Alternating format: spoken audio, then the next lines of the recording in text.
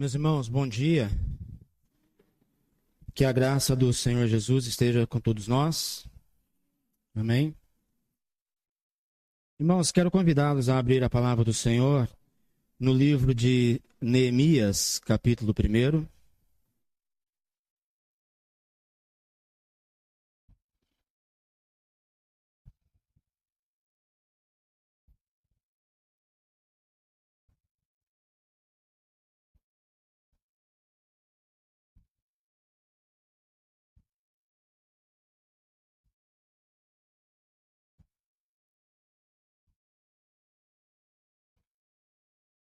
Neemias, capítulo 1. Faremos a leitura do versículo 1 ao versículo 11.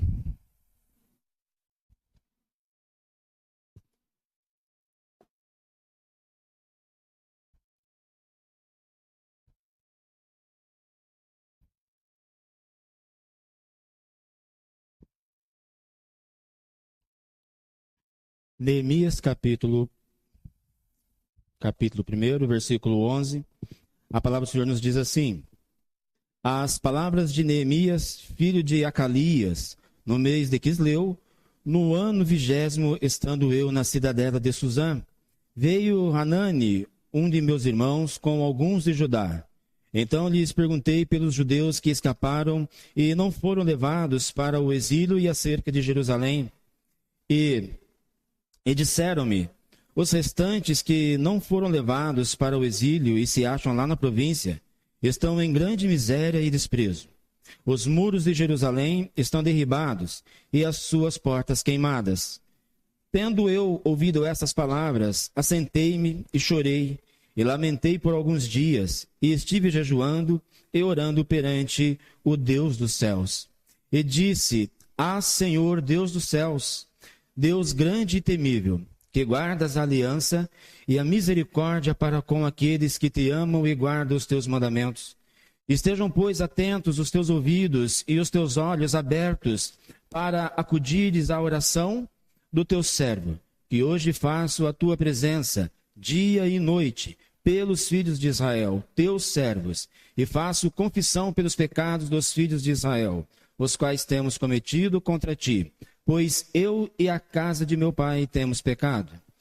Temos procedido de todo corruptamente contra ti. Não temos guardado os mandamentos, nem os estatutos, nem os juízos que ordenaste a Moisés, teu servo.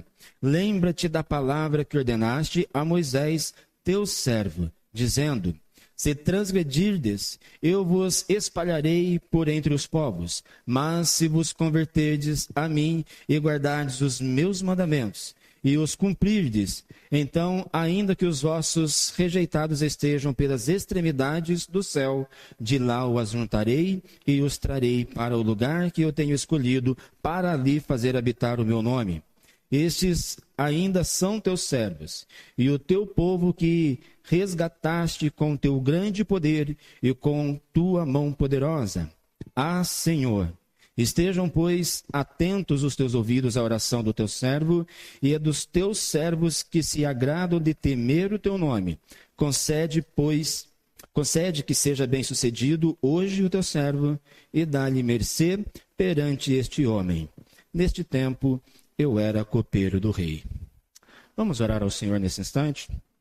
Pai Santo, muito obrigado, Senhor, pela tua palavra, aqui compartilhada, lida, Senhor Jesus, e neste momento eu peço a tua bênção para que o Senhor nos abençoe, para que ela nos edifique aqui nesta manhã. Assim oramos e agradecemos no teu nome. Amém, Senhor Jesus. Amém. Meus irmãos, a passagem pela qual nós acabamos de ler, nós entendemos ela pelo seu contexto, que trata-se de uma preocupação de um servo de Deus com o povo do Senhor, que num contexto de restauração, num contexto em que eles estavam trabalhando para voltar à rotina no pós-cativeiro, eles então demonstram alguma dificuldade para que eles pudessem, então, estar alinhados com a vontade do Senhor. E aqui, nestes versículos, irmãos, iniciamos a exposição do capítulo 1, do versículo 1 ao 11, e é importante perceber que a passagem forma uma unidade dentro da narrativa bíblica. Na abertura dessa narrativa, Neemias recebe notícias sobre a situação de Jerusalém. A cidade estava numa grande miséria, apesar de muitos judeus terem voltado já para Israel, mas ainda a cidade se encontrava numa situação crítica.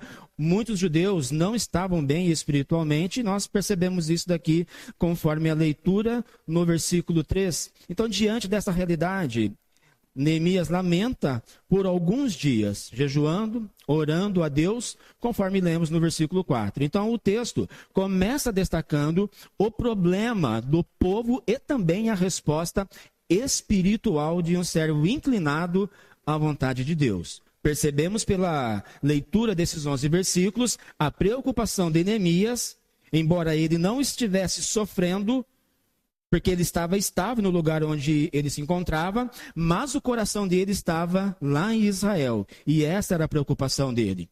E a passagem informa então o local desses acontecimentos. Neemias estava lá em Suzã, na corte do rei Artaxerxes, e os fatos ocorreram no 20º ano do reinado do rei.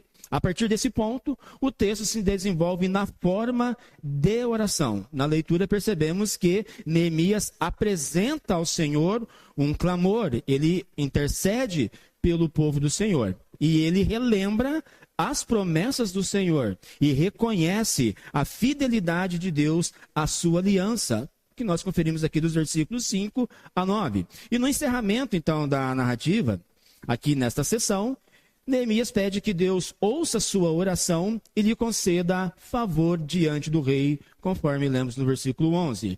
Dessa forma, o texto nos conduz à seguinte verdade: antes que os muros sejam reconstruídos, Deus primeiro trabalha no coração de seus servos. Então, este pequeno esboço que eu acabei de apresentar para vocês aqui, nos conduz a compreendermos qual é o tema da mensagem nestes versículos. E o tema é preparando o coração para reconstruir. Irmãos, vamos ser sinceros, mexer com reforma não é uma tarefa tão simples e nem é tão agradável. Quem aqui já trabalhou na área da construção civil, seja em qual seja a sua profissão, ou quem precisou contratar uma equipe para fazer uma restauração na casa, sabe o quanto isto é trabalhoso, o quanto é difícil. Um determinado edifício, uma casa, seja qual for a obra, ela está num estado em que é necessário fazer uma reforma. E antes de chamar as pessoas para colocarem a mão na massa, uma linguagem popular, primeiro é necessário consultar engenheiros, é necessário consultar arquitetos, e depois deles fazerem uma análise no local, ver tudo aquilo que precisa, colocar no papel, eles ficarem responsáveis por aquilo que será executado, aí então é hora de tirar todo aquele projeto do papel e colocar então em prática, executar aquela obra. E aí então entra em cena pedreiro, entra em cena gesseiro, eletricista, encanador, serralheiro, o pessoal do blindex, pessoal da pintura, pessoal da jardinagem, pessoal do forro, é uma série de pessoas, de profissionais que irão trabalhar no processo dessa restauração. Irmãos, e isso gera um pouco de desgaste. Eu recordo-me de uma vez, de uma situação em que nós estávamos trabalhando e estava dentro deste contexto. Numa casa, a casa não era grande, mas de pedreiros e auxiliares tinha ali 5, 6. Aí fora serralheiro, fazendo barulho com a lixadeira dentro da casa, soldando, pessoal pensando que ia pegar fogo na casa por causa do reflexo, e de repente sai a proprietária, porque os moradores estavam morando na casa. E é difícil você reformar uma casa quando o morador está morando, porque gera um desgaste. principalmente na mulher, que é mais emocional. Principalmente na mulher, que ela acaba se incomodando um pouco mais com a organização de tudo aquilo. E neste contexto, ambos, né, a esposa e o esposo trabalhavam fora e trabalharam até mais tarde. Quando chega no outro dia, aquela mulher é acordada com o barulho do pessoal trabalhando. Betoneira, lixadeira, aquela falação, as pessoas conversando, e aquela mulher sai com o cabelo todo desarrumado. Ela sai de camisola escura, mas com um ódio no olhar que ninguém tinha coragem de olhar para ela.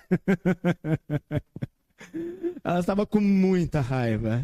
E aí eu pergunto para os irmãos, o que impediu aquela mulher de ter uma crise, um surto naquele momento? Aquela barulheira, aquela falação, aquela bagunça, a casa dela, um caos.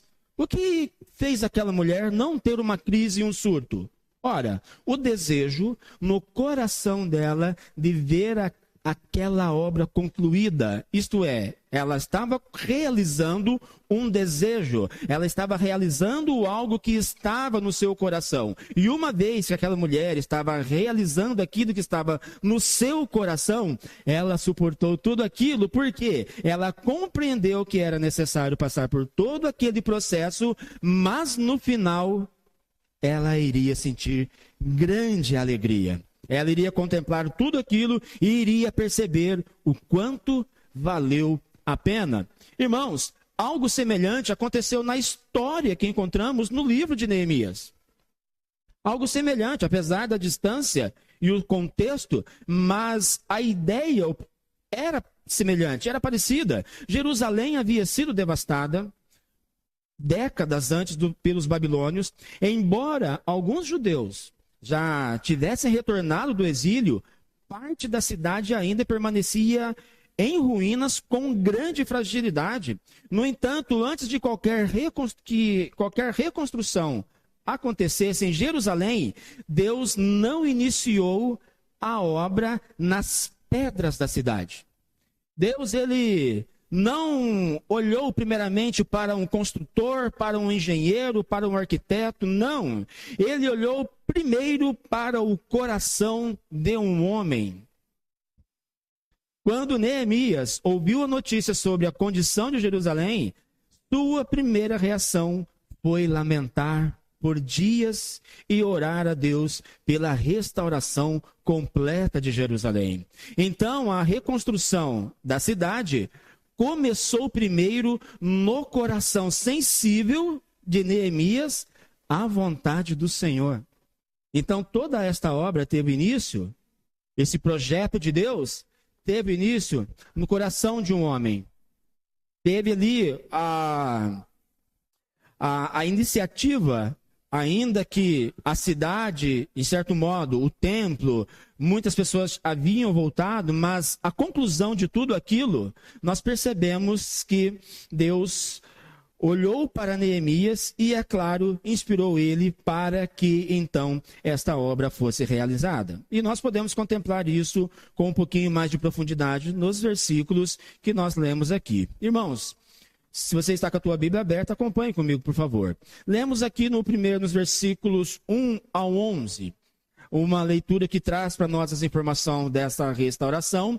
E é bom lembrar que Jerusalém, a restauração de Jerusalém, aconteceu em etapas ao longo de várias décadas. Então, após o exílio babilônico, Deus conduziu a história do seu povo, levantando diferentes líderes para cumprir as tarefas específicas do seu plano de restauração. Antes de nós entrarmos nos versículos, é interessante, irmãos, nós retornarmos um pouquinho na história para compreendermos a contextualização e assim entender como que Israel, a cidade, chegou nesse estado. Primeiramente, devemos recordar que, uma vez que o povo, pela incredulidade, foram levados cativos para a Babilônia, depois de um período, Deus liberta o seu povo. Então, recordamos aqui o decreto do rei Ciro, o rei persa, que marcou o início do retorno dos judeus do exílio. Isso aconteceu por volta quem gosta de história, né, por volta do ano 538 a.C. E nesse período o rei da Pérsia autorizou que os judeus voltassem para Jerusalém e reconstruísse o templo do Senhor. Então os irmãos percebam que reconstruíram o templo e é claro, houve algumas dificuldades para isso, e esse acontecimento está registrado em Esdras, capítulo 1, do versículo 1 a 3. E nesse primeiro retorno, um grupo de judeus volta à terra de Judá sob a liderança de Zorobabel, com o objetivo principal de restaurar o culto a Deus em Jerusalém. Então aqueles judeus já estavam adorando ao Senhor. O lugar de adoração a Deus havia sido restabelecido. Em seguida, encontramos o período da reconstrução do templo. A obra enfrentou dificuldades e oposição, mas foi retomada com o encorajamento dos profetas Ageu e Zacarias. Isso por volta do ano 520 a 516 a.C. E o templo, então, foi finalmente reconstruído conforme o relato de Esdras no capítulo 5 e também no capítulo 6. Então, cerca de 70 anos após a destruição de Jerusalém pelos babilônicos, o templo voltou a ser o centro da adoração do povo de Deus. E algumas décadas depois, Deus leva outro líder. Os irmãos percebem como que Deus vai trabalhando com os teus servos, inspirando o coração desses homens, dessas pessoas. Ele levanta outro líder para continuar o processo de restauração. Então agora, olhando para o ano 458 a.C., o sacerdote e escriba Esdras conduziu um novo grupo de judeus de volta para Jerusalém. Eles que estavam cativos, agora eles retornam para Jerusalém. E qual que era a missão desses homens? Qual era a preocupação deles? Era restaurar a vida espiritual do povo por meio do ensino da palavra de Deus. Irmãos, olha, décadas no processo de restauração. E o que trouxe a vida espiritual para aquelas pessoas? A palavra de Deus. Irmãos, isso aqui é uma reflexão para mim e para você hoje. Muitas coisas podem acontecer na nossa vida. Diversas coisas, diversos fatores. E sabe onde que nós vamos conseguir recentralizar a nossa vida? Na palavra de Deus. Na palavra do Senhor. Nós podemos ouvir pessoas dando conselhos, nos auxiliando com algumas informações, compartilhando as suas experiências. Isso é muito válido. Ora, nós podemos compartilhar as nossas necessidades como santos, mas quem vai trazer o real direcionamento para nós, para mim, para você, é a palavra de Deus. Por isso, irmãos, em momento algum da sua vida, não fique longe da leitura, de estudar o texto, de estudar a lei do Senhor. Foi isso que Esdras fez com aqueles judeus, conduzindo aqueles homens, aquele povo, parte daquele povo para Jerusalém. E esse momento é descrito lá em Esdras, capítulo 7, versículo 6 até o 10. Entretanto, mesmo após esses acontecimentos importantes, Jerusalém ainda enfrentava grande dificuldade. Os irmãos estão percebendo que na contextualização, os meios para a restauração estão acontecendo aqui na história, mas o povo ainda encontra dificuldade. E qual que era a dificuldade agora? Por volta do ano 445 a.C., os muros da cidade continuavam derrubados e suas portas permaneciam queimadas. Qual que é a importância disso? Do muro da cidade estar derrubado? Qual a relevância disso das portas da cidade? Irmãos, no contexto histórico, os muros de uma cidade era importante. Era importante porque trazia proteção, mostrava que aquela cidade, ela era protegida, ela tinha domínio, ela tinha força. E é neste contexto que aparece Neemias. Quando lemos os versículos 1 a 11 do capítulo 1, que foi o texto aqui da nossa leitura, o texto narrativo incorpora uma oração de confissão e súplica típica da tradição do Antigo Testamento. Quando eles reconheciam a situação que eles estavam vivendo, o que se fazia? Vamos reconhecer nossos pecados. Vamos reconhecer os nossos erros, onde falhamos. E sabe o que é interessante? Que um não jogava a culpa no outro. Estamos sofrendo isso porque você errou. Porque ciclano fez algo errado. É por isso que todos estamos sofrendo. Não. Não, não. Até aqueles que eram fiéis ao Senhor diziam, confessando a Deus, nós pecamos. Senhor, nos perdoe. Atenda ao nosso clamor. Nós, o teu povo, pecamos. Nós contemplamos isso daqui. E Neemias, sendo um judeu da diáspora, que exerceu a função de copeiro do rei Artaxerxes, né? Ele experimentava ali a bebida para o rei, posição de grande confiança no Império Persa. Ele viveu em ambiente de estabilidade, segurança e influência política, distante geograficamente de Jerusalém. Irmãos, vamos ser sinceros, alguém que estava estável, numa situação confortável, no palácio do rei, na maior potência da época, iria se preocupar com alguma coisa que estava acontecendo a quilômetros da onde ele estava vivendo? Muitos não iriam se preocupar, mas Neemias ele ficou preocupado.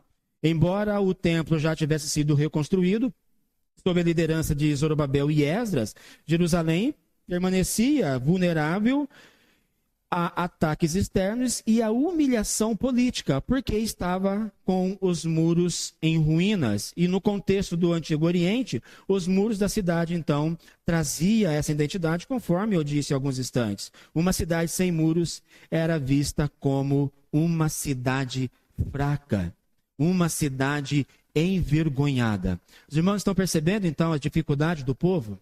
O templo reconstruído, líderes ali conduzindo o povo, mas ainda havia dificuldade para a restauração plena, a restauração espiritual. Então a oração de Neemias revela profundo conhecimento das tradições de Israel, principalmente da teologia expressa lá em Deuteronômio capítulo 28 até o capítulo 30. Os irmãos se recordam?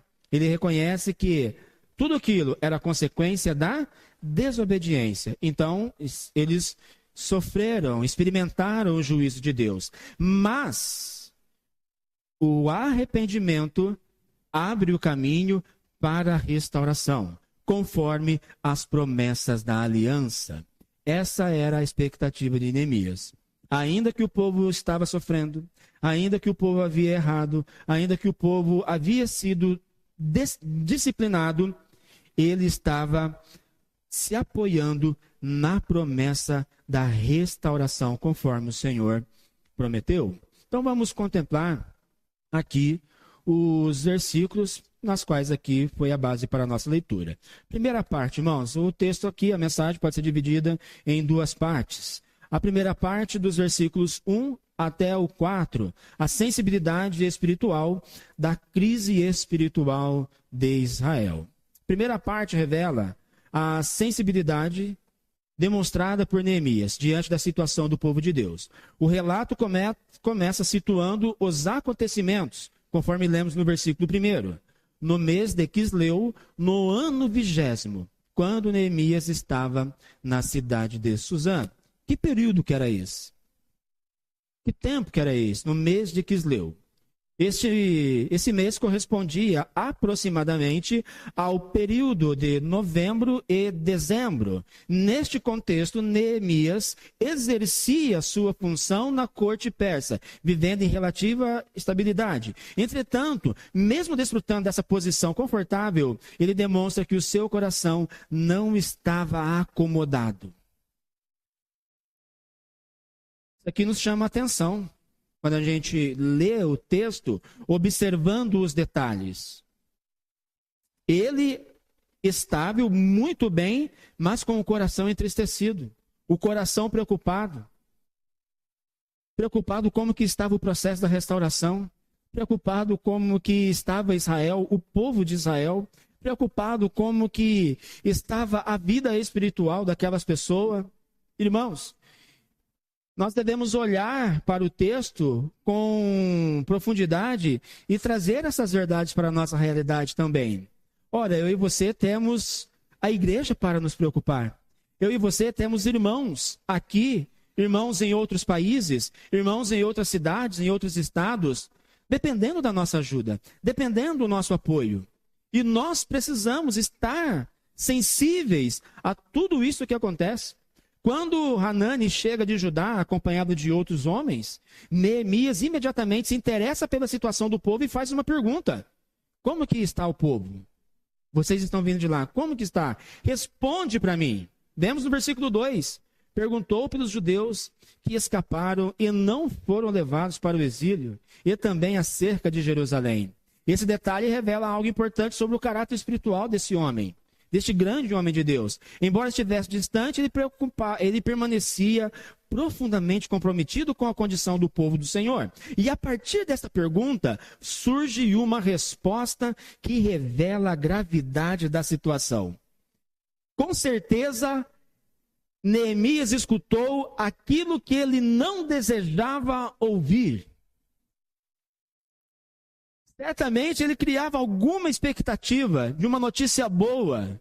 Fique em paz, fica tranquilo, porque está indo tudo bem. Mas não foi isso que ele recebeu como resposta. Olha o que os mensageiros informaram para ele, lá no versículo 3. Os restantes que ficaram do cativeiro estão em grande miséria e desprezo. Os muros de Jerusalém estão derribados e as suas portas queimadas. Essa descrição expressa uma condição de humilhação pública. Os irmãos estão entendendo agora como que a gente liga a contextualização para a explicação do texto aqui agora? Então, o templo estava lá, homens líderes, sérios, comprometidos com a lei do Senhor estava sendo lida, explicada, estava sendo compartilhada, aplicada, mas o povo ainda vivia numa miséria espiritual. Os muros derribados, a cidade e as portas queimadas, a cidade naquela situação simbolizava a destruição muito mais do que a destruição física. Muito mais do que isso. Apontava para uma realidade espiritual mais profunda. Embora o templo estivesse reconstruído anos antes, a cidade ainda permanecia fragilizada social e espiritualmente. Então, o estado visível de Jerusalém refletia a condição interior do povo. Uma comunidade, uma sociedade parcialmente restaurada, mas ainda necessitada da renovação espiritual. Os irmãos já pararam para analisar isso? Para analisar sobre isso? Estamos aqui na igreja. Qual que é a nossa expectativa? Que todos estejam bem espiritualmente. Não é isso? Imagina a metade da igreja bem espiritualmente e a outra metade ruim, padecendo, mal espiritualmente, sofrendo, num contexto de vergonha, num contexto de humilhação, sem desejo de orar, sem desejo de buscar ao Senhor, sem desejo de vir para o culto. Então, essa era a realidade da época, era a realidade do passado.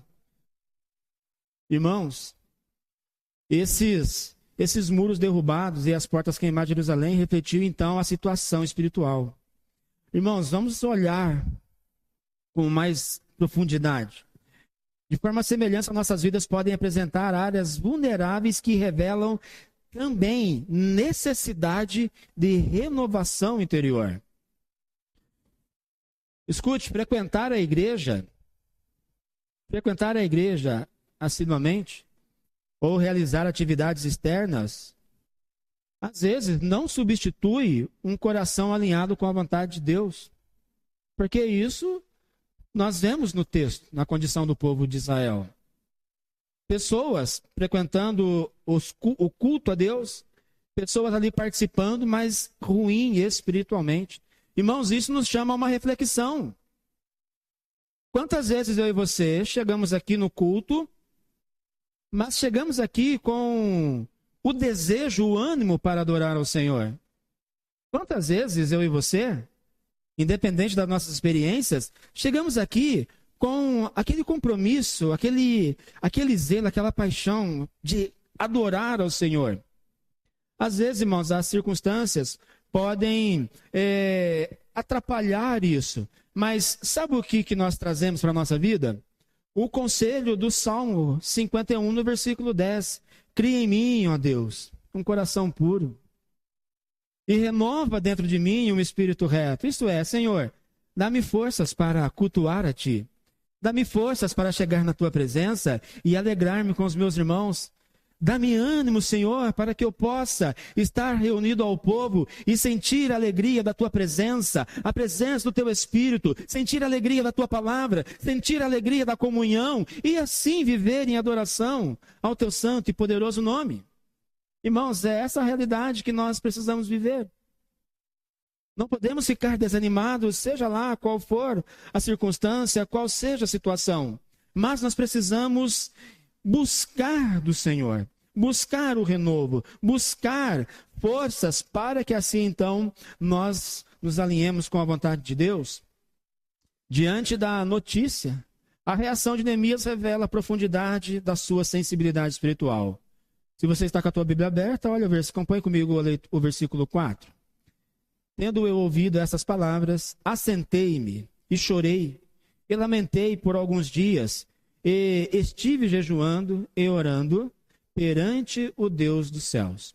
Então aqui contemplamos que ele se coloca diante de Deus em quebrantamento, expressando a sua dor por meio do choro, expressando a sua dor por meio do jejum, expressando a sua dor por meio da intercessão ao nosso Deus. E antes de qualquer plano de reconstrução, vemos em Neemias um homem que se volta para Deus em humildade e plena intercessão. Irmãos, essa situação então refletia toda a situação espiritual do povo de Deus. E como já dito aqui, de forma semelhante, nossas vidas podem também apresentar fragilidades espirituais que expressam. E trazendo aqui mais uma vez essa ênfase, precisamos preocupar-nos com a nossa renovação espiritual. Às vezes, algumas coisas que nós fazemos julgando que já é suficiente, na verdade pode não ser.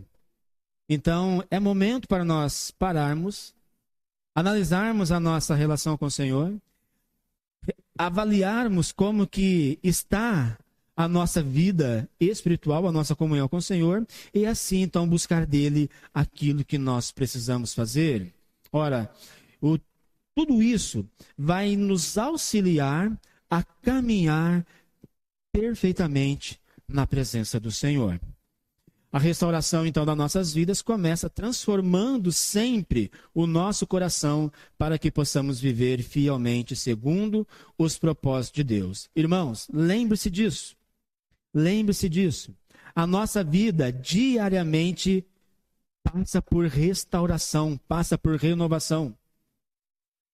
Diariamente. A porção do Espírito que você recebeu hoje, ela precisa ser buscada novamente amanhã. Não pense que você está no culto hoje e tudo que você está ouvindo, sendo edificado, vai servir como combustível até o próximo domingo. Não, você, no seu particular, no seu íntimo com o Senhor, você precisa buscar a Ele. Você precisa colocar os seus olhos na leitura. Você precisa orar, ter este momento de renovação para que assim então você esteja alinhado com o Senhor. Ao demonstrar a sensibilidade espiritual diante da dor e da vulnerabilidade de Jerusalém, Neemias nos prepara para mostrar que a resposta adequada à crise do povo não se limita ao lamento. Não ia adiantar nada Neemias ficar somente lamentando, Neemias ficar chorando. Não, o que contemplamos aqui? A sua atitude nos prepara para mostrar que a resposta adequada à crise do povo não se limita ao lamento, mas se concretiza em intercessão fundamentada na fidelidade de Deus, a sua aliança com seu povo. Com isso, caminhamos para a segunda parte da mensagem, dos versículos 5 até o versículo 11. Intercessão fundamentada na aliança. Após perceber, então, a gravidade da situação de Jerusalém, Neemias se volta para Deus em uma oração que revela a consciência da dependência dele. Olha aqui o versículo 5. Ah, Senhor, Deus dos céus, Deus grande e temível, que guardas a aliança e a misericórdia para com aqueles que te amam e guarda os teus mandamentos. O que contemplamos aqui neste texto? Ele reconhece a soberania absoluta de Deus. Ele deixa bem claro, Senhor Deus dos céus. Lembrando que acima dos reis e impérios, o Senhor é soberano. Sabe o que significa isso? Total dependência de Deus. Total dependência do Senhor. Ele, apesar de pedir a permissão, posteriormente, para ir até Jerusalém, a confiança dele não estava no rei da Pérsia. A confiança dele não estava nos melhores construtores. A convicção dele estava no Senhor.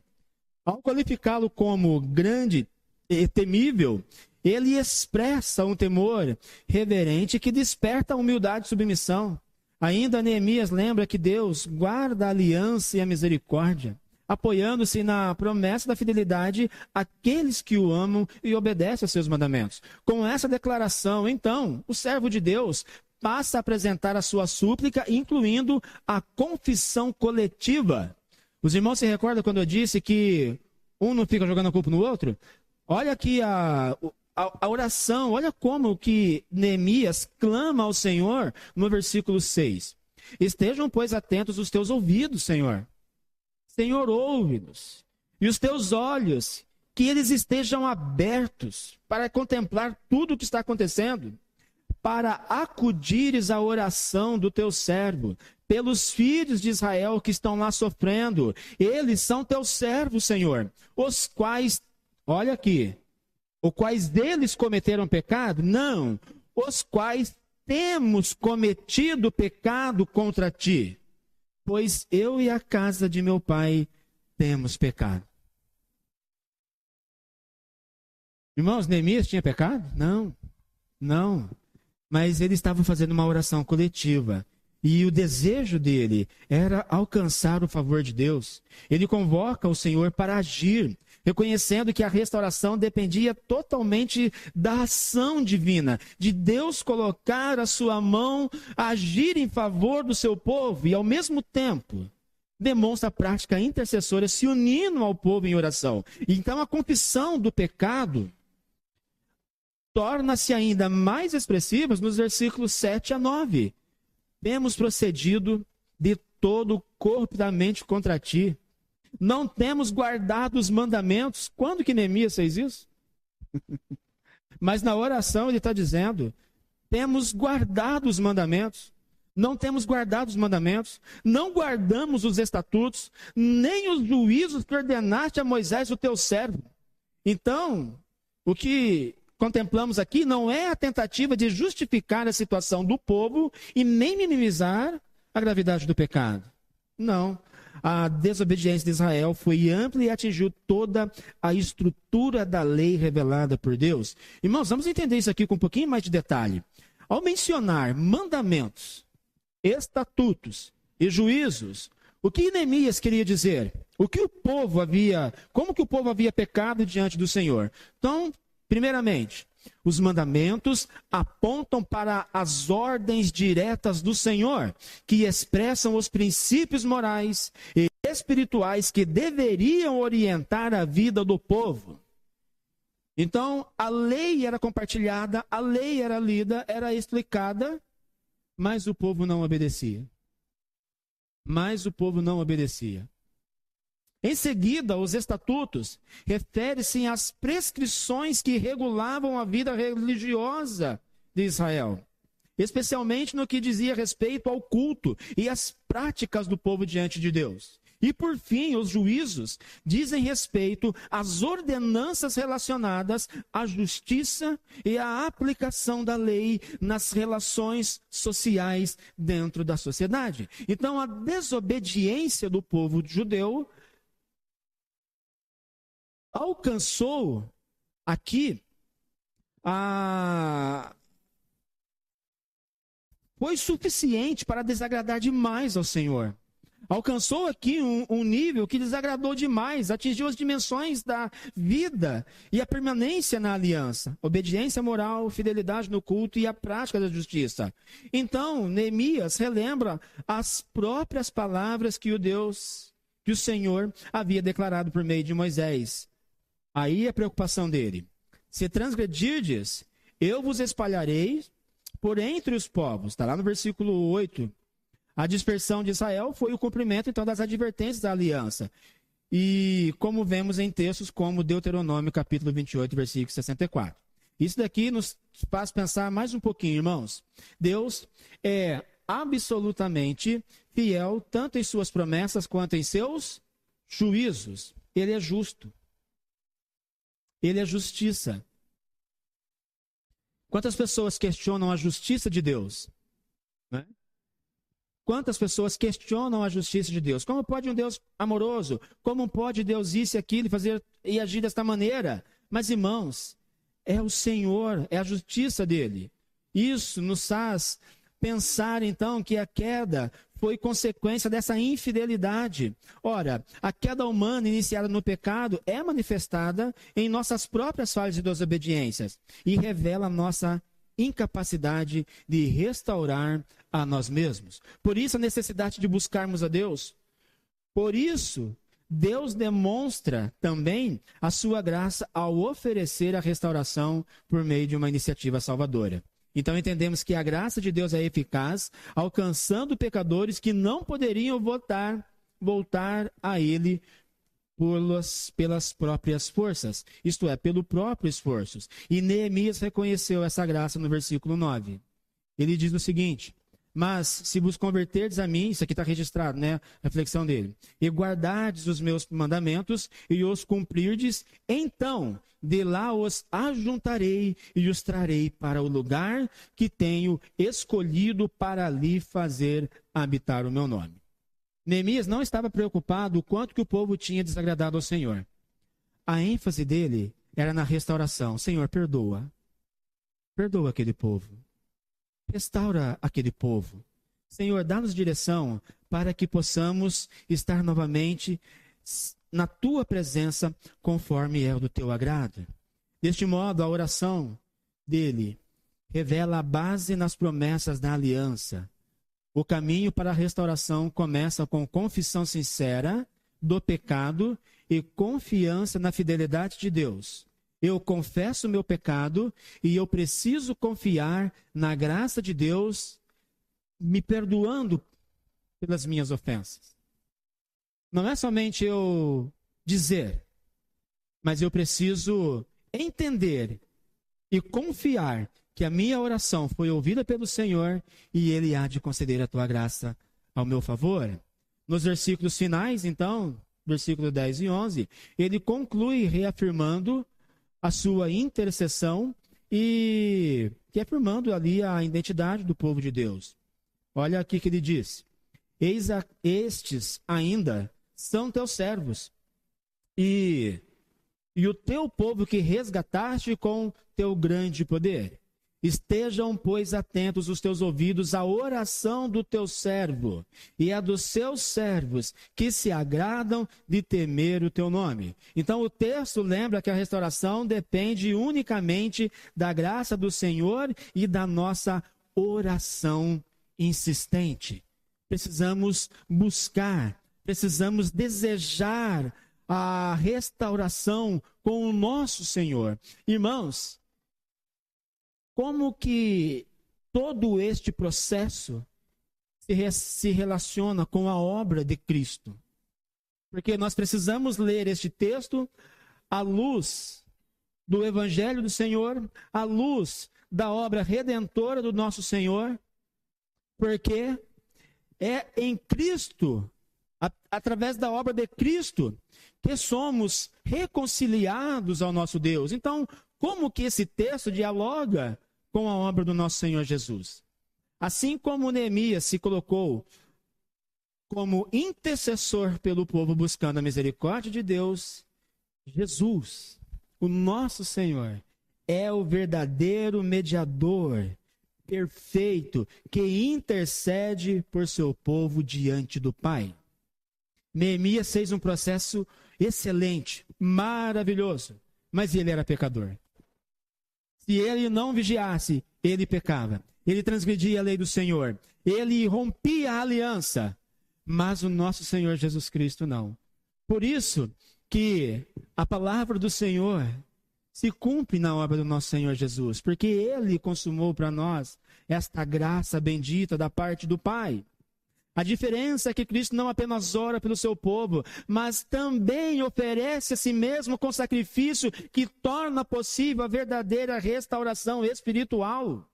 Dessa forma, aquilo que Neemias expressa em forma de intercessão encontra seu cumprimento pleno na obra redentora de Jesus. Ora, o ensino de Jesus, que se relaciona diretamente com esse princípio, é encontrado nas suas palavras, lá em Mateus capítulo 5, versículo 8. Bem-aventurado os limpos de coração, porque verão a Deus. Ora, o que esse ensino nos traz de grandeza para a nossa vida espiritual? Mostra que a verdadeira restauração começa no coração transformado. Então, Jesus confirma o pedido de Neemias. O que estava sendo buscado ali no Antigo Testamento? A restauração do povo, o coração transformado, a presença do Senhor ali, avivando aqueles homens, aquelas mulheres, aquelas pessoas. E Jesus confirma isso com mais profundidade. Bem-aventurado aqueles que são limpos de coração.